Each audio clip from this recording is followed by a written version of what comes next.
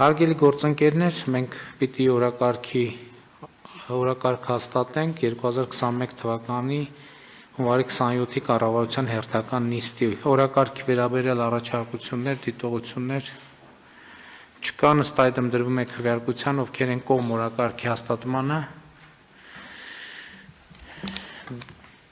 դեմ չունենք, օրակարգ հաստատված է, քննարկում ենք չզեկուցվող հարցերի փաթեթը, փաթեթի վերաբերյալ առաջարկություններ, դիտողություններ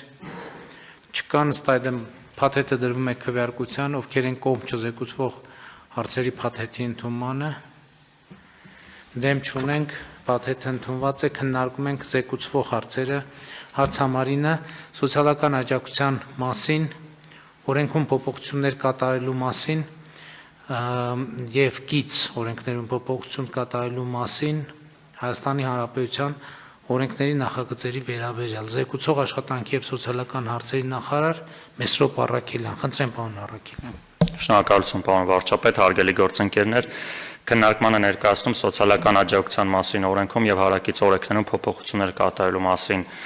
նախագիծը, նախագծի նպատակը սոցիալական պաշտպանության բնագավառում կառավարության որդեգրած քաղաքականության իրականացման արդյունավետ մեխանիզմների ներդնումն է,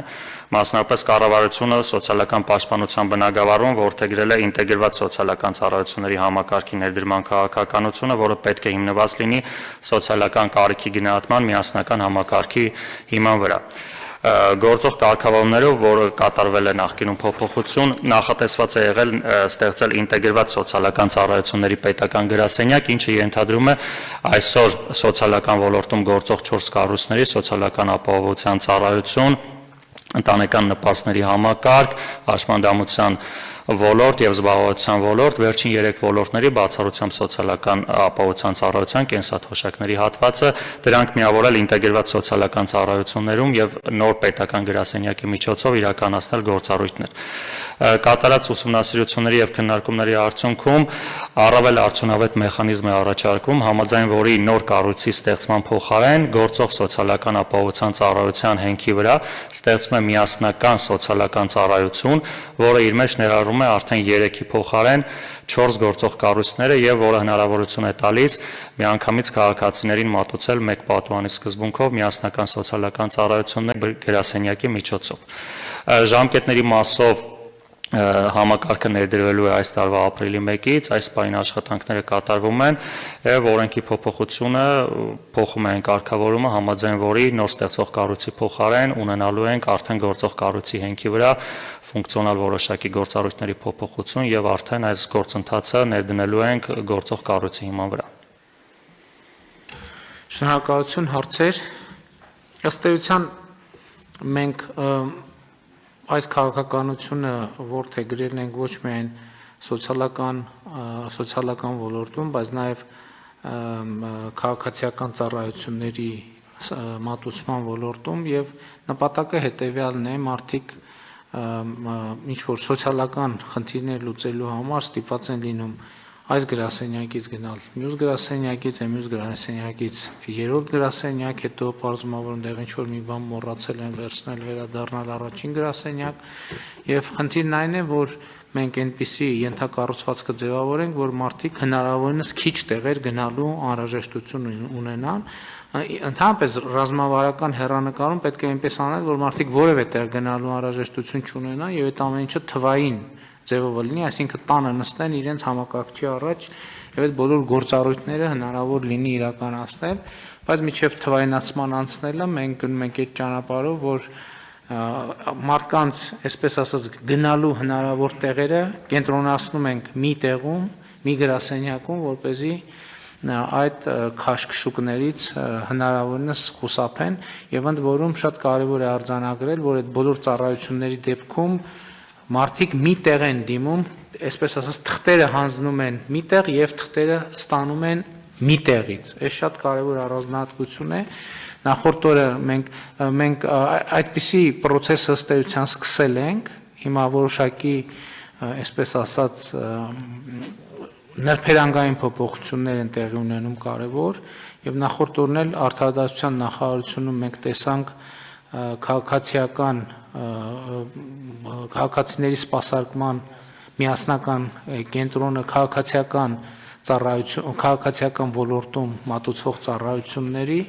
եւ այս process-ը իհարկե պետք է շարունակել։ Աննեք ասելու խնդրեմ։ Շնորհակալություն պարոն վարչապետ, այն գրասենյակում պետական ծառայությունների մատուցման միասնական գրասենյակում, որ մենք եղանք, նաև աշխատանքի եւ սոցիալական հարցերի նախարարության ենթակա մարմինների ծառայություններն էին մատուցվում,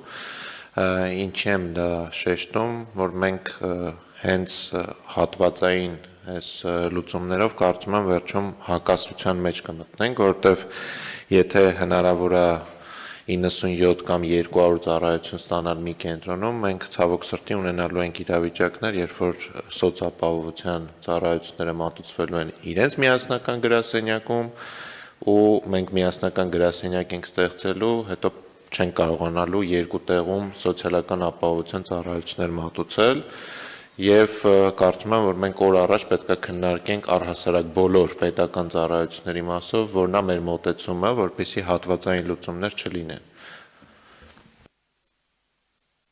Շնորհակալություն պարոն վարչապետ, իրականում կոնկրետ այս հարցը վերաբերում է սոցիալական ծրագրերի, սոցիալական բոլոր ծառայությունների ընդհանուր մեկ կազմակերպչական միավորի մեջ միավորելու վերաբերում այս օրենքի փոփոխությունը, ինչ վերաբերում է ձեր հարցին, պարոն Բադասյան, այսինքն այստեղ տրամաբանությունը հետևյալն է կոպիտ ասած. Եթե մենք մարդու նպաստի համակարգը փորձում ենք կապել որևէ կերպ զբաղվածության համակարգին, տրամաբանական է, որ եւ նպաստի ծառայությունը եւ զբաղվածության գործակալությունը միասին մեկտեղված լինեն մեկ ընդհանուր ծառայության մեջ։ Այսինքն սա չի վերաբերում անպայմանորեն միասնական գրասենյակներին։ Ձեր հարցը այլ հարց է, այսինքն թե ինչպես պետք է մատուցվեն ծառայությունները, եւ դա մեկ անգամ մենք քննարկում ունեցել ենք, մոտեցումները շատ տարբեր են, այսինքն բավականին բլոկերն են մեծ, սոցիալական բլոկը ծառայությունների մեծա, ձեր բլոկը մեծա, ոստիկանությունը ունի, հնարավորինս իրար հետ կոմպլեկտավորելու խնդիրը ինձ թվում է, երբ որ վերջնական լուծենք, արդեն կհասկանանք, թե ինչ տեսք պետք է ունենան այդ գրասենյակները, փետրվար ամսին նախատեսում ենք եւս մեկ քննարկում դրա հետ կապված։ Ուղղակի ուզում եմ շեշտել, որ այս հարցը ուղիղ կապ չունի այն հարցի հետ, ինչը որ դուք բարձրաձայնում եք։ Չէ, եկեք sense նայենք։ Իրավակազմակերպական ձևը, թե ինչ կառույց է, դա ուրիշ հարց է, քաղաքացու հետ շփման ձևը ուրիշ հարց է։ Ես այդտեղ համաձայն եմ, որ եթե մենք քաղաքացուն պետքա բոլոր պետական ծառայությունները դեպքում ինտեգրենք միտեղ, որ կապ չունի ինքը ինչ հարցով է պետության հետ առնչվում, ուրեմն ինքը թուղթը պետքա կամ թուղթը չէ, եթե ներկայանալու կարիք կա, պետքա ներկայանա այդ միտեղը, այնտեղից բաշխվի եւ այնտեղից հետ գան պատասխանները։ Այս տրամաբանությունն ենք մենք։ Հիմա մենք օրինակ այս պահի դրությամբ իմիջայլոց այդքան էլ այդ տրամաբանության մեջ չենք եւ այստեղ պետքա իսկապես միասնական ինչ-որ գրասենյակ ունենալ։ Շնորհակալություն, պարոն Բադասյան, ձեր ներկայացրած տարբերակը մի փոքր տարբերում է, որովհետև պետական բացի սոցիալական ոլորտից պետական մնացած ծառայությունների մատուցումը ենթադրում է բացառապես օրենքով կարգավորվող ծառայությունների մատուցում, այսինքն հիմնականում փաստաթղթավորում է եւ որևէ կարգավիճակ տալ փաստաթղթային, այստեղ սոցիալական ծառայությունները ոչ թե այդ մեկ պատուանի սկզբունքն է հիմքը սոցիալական ընդհանուր կարիքների գնահատումն է, մասնավորապես այստեղ մենք իրականացնում ենք նույն բժշկասոցիալական փորձաքննություն, որ այդ գրասենյակներն ունենալու են բուժական հատված, այնուհետև ընտանիքի սոցիալական վիճակի կարիքների գնահատում, այսինքն այստեղ այնպես չէ, որ քաղաքացու փաստաթղթերի հիման վրա ընդունվում է դիմումներ եւ արդեն միայն այդ փաստաթղթերի հիման վրա կայացում է որոշում, ոնց մնացած պետական կառույցներում, օրինակ կադաստրում եւ ոստիկանությունում։ Հիմնական ֆունկցիան, որը միավորում է կարիքների համատեղ գնահատումն է, օրինակ նույն հաշմանդամության անձանց մասով նաև գնահատվում է նրանց ընտանեկան կարգավիճակը, միջավայրը, սոցիալական աշխատողների կողմից իրականացվում է տնայցեր, որից հետո նոր մատուցվում է համալայի ծառայություններ, հետևաբար այստեղ մի փոքր տարբերվում է եւ հակառակը, եթե միավորման պարագան իրականացնենք, որոշակի ֆունկցիաների խնդիր կունենանք, հակառակ պարագան մենք կարող ենք քննարկել, որ ձեր այդ փոքր քննարկում ունեցանք այսօր, այս ինտեգրված սոցիալական ծառայությունների գրասենյակները ավելի հեշտ հնարավորություն կունենան նաև մատուցել պետական այլ ծառայություններ հենց այս խմբի համար, որոնք բացառապես ենթադրում են դիմումների ընդունում եւ փոխանցում պետական այլ մարմինների։ Չէ, կներեք, բայց այդտեղ պետքա արդեն բան առաջանում։ քարտեզա առաջանում, որ էլի մարդիկ տարբեր ուղղություններով, որտեղ հիմա տարբեր կառույցներ կան, որ հավակնություն ունեն միասնական պետական ծառայություն մատուցել, այդտեղ պետքա կողմնորոշվել եւ ճիշտ որոշում կայացնել։ Ամեն դեպս դա հարց է, որ դուք նշեցիք, որ պետքա քննարկվի, հետագա քննարկումներում այս բոլոր նրբությունները պետքա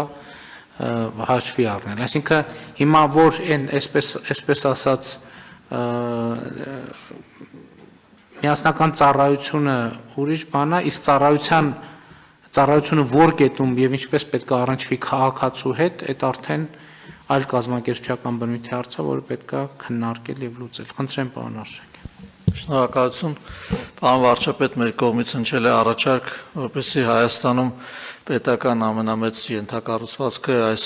առումով կարողանանք օգտագործել հայփոստի մասին է խոսքը, որը 850-ից ավել բաժանմունքներ ունի Հայաստանի ամբողջ տարածքում։ Մենք առաջարկել ենք աշխատանքային կարգով քննարկել այս հարցը եւ այդ ծառայությունների մատուցման համար սահմանել ստանդարտներ, ինչպես գրասենյակների, այնպես էլ որակի առումով, եւ այդ քաղաքացիների հետ շփման մասը վերապահել հայփոստին եւ երկրորդ կետով կուզենայի նշել, որ թվայնացման ռազմավարության շրջանակներում ձեր մատնանշած ծառայությունների մատուցումը on-line եղանակով մատնանշված է առաջիկա 5 տարիների համար եւ մենք մյուս շաբաթ պարոն Ավինյանի գլխավորությամբ ֆինանսական կոմիտեի նիստում կքննարկենք եւ ուսամ շուտ առիթ կունենանք կառավարությունում հաստատելու եւ առաջ շարժվելու այդ առումով։ Շատ լավ, այդ թեմայով մի քանի առաջարկներ կան եւ պետք է ուղղակի կողմնորոշվել միասնական նախագիծ դնել հիմքում եւ գնալ առաջ։ Հավելեմ, պարոն վարչապետ, այս ինչ որ պարոն Արշակյանը նշեց, երևի ամենակարևոր հատվածը դրան է վերաբերում, իսկ ծառայությունների թվայնացման գործընթացը, որը որ ես համոզված եմ, որ 5 տարուց շատ ավելի շուտ, այսինքն հիմնական ծառայությունները, որոնք որ իրականում կոպիտ ասած դիմում եւ դիմումին պատասխան են ենթադրում կամ դիմում եւ վճարում են ենթադրում, բարձ ծառայությունները, դրանք ֆիզիկական որևէ տեղ գնալու էլ կարիք չի լինելու, մոտակա 2-3 տարվա ընթացքում եւ արդեն իսկ մենք ունենք մի մրցույթ արդեն, որը որ հաղթող ունի եւ ընթացակարգով 100 ծառայություններ արդիականացվում են իրենց process-ները եւ թվայնացվում եւ հետեւապես նաեւ պարոն Արշակյանի հետ քննարկումների արդյունքում եւս մեկ անգամ բոլոր գերատեսչությունների հետ պետքա ֆիլտրենք պոտենցիալ են ծառայությունները, որոնք որ իրապես դեռևս կարիք ունենալու են այցելության անձի եւ ըստ այդմ արդեն վերջնական որոշենք թե ծառայությունները ինչպես ենք մատուցում, որովհետեւ հիմնական մասը մեր մոտ գնալու է արդեն դեպի թվային հարթակներ։ Շատ լավ։ Հարցը դրվում է քվեարկության։ Ովքեր են դեմ որոշման ընդունմանը, դեմ չկա, որոշումն ընդունված է։